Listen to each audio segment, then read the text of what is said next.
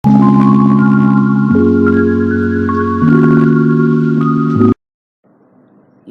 મિત્રો, સ્વાગત છે મારી આ યુટ્યુબ ચેનલ હેલ્ધી લાઈફસ્ટાઈલમાં. આજે આપણે વાત કરશું આપણને વારંવાર શરદી શા માટે થાય છે અને એનો ઉપાય શું છે.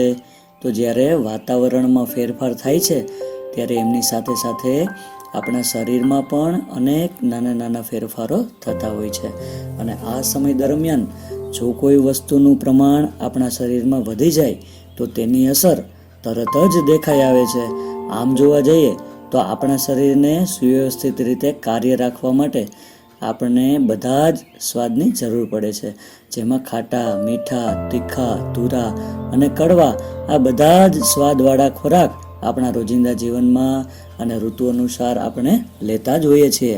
પરંતુ જો તે ઋતુ અનુસાર ન લેવામાં આવે અને વાતાવરણ પ્રમાણે ન લેવામાં આવે તો એ જ ખોરાક આપણા શરીરમાં નાની નાની અનેક સમસ્યાઓ ઊભી કરે છે.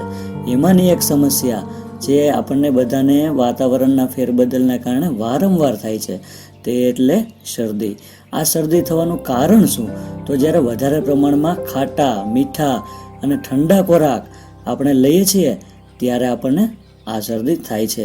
આની ઉપરાંત ઠંડા વાતાવરણમાં રહેવાને કારણે પણ થાય છે. તો ચાલો જોઈએ આ શરદીનો ઉપાય શું છે. તો જે લોકોને વારંવાર શરદી થાય છે તે લોકોએ સૌથી પહેલાં ફુદીનો લેવાનો છે.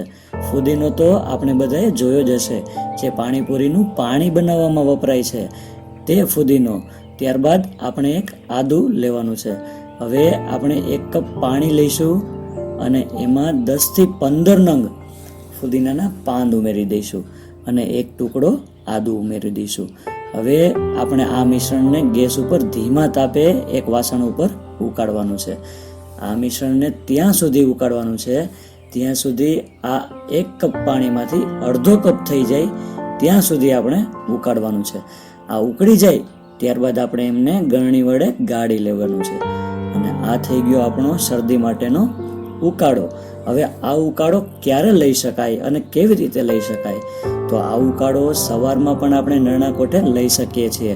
તો સવારમાં આપણે લઈએ તો આપણને વધારે ફાયદો થાય.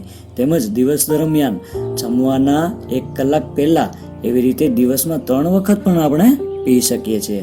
પરંતુ એક વાત હંમેશા યાદ રાખવી કે જ્યારે આ ઉકાળો આપણે પીએ ત્યારે ગરમ હોય, હૂંફાળો હોય ત્યારે ચા પીતા હોય એવી રીતના જ પીવાનો છે અને ઉકાળો પીધા પછી ઉપરથી 1 કલાક સુધી કશું જ ખાવા પીવાનું નથી. ઉકાળો પીધા પછી પાણી પણ આપણને પીવાનું નથી. આવું નિયમિત સતત કરવાથી ગમે એવી શરદી હશે તો તેમાં રાહત થઈ જશે. જે લોકોને કફનું પ્રમાણ વધારે રહેતું હોય તે લોકો આ ઉકાળો નિયમિત 2 થી 3 દિવસ જો લે છે તો તેને કફ છૂટો પડી જશે અને ધીમે ધીમે શરદી જડમૂળથી દૂર થઈ જશે. જ્યારે પણ આ ઉકાળો લઈએ ત્યારે ગરમ અને હૂંફાળો હોય અને ચા પીતા હોય એવી રીતે જ પીવાનો છે. આ ઉપાય નાના બાળકોથી માંડીને વૃદ્ધ લોકો બધા જ કરી શકે છે. આ તો આજનો આપણો શરદી માટેનો એકદમ સચોટ, ઘરગથ્થુ અને અસરકારક ઉપાય. તો મિત્રો, આશા રાખું છું કે આજનો આ ઉપાય આપને પૂરેપૂરો સમજાઈ ગયો છે.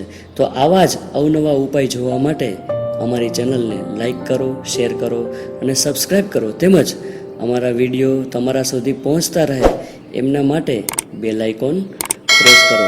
આપનો ખૂબ ખૂબ આભાર.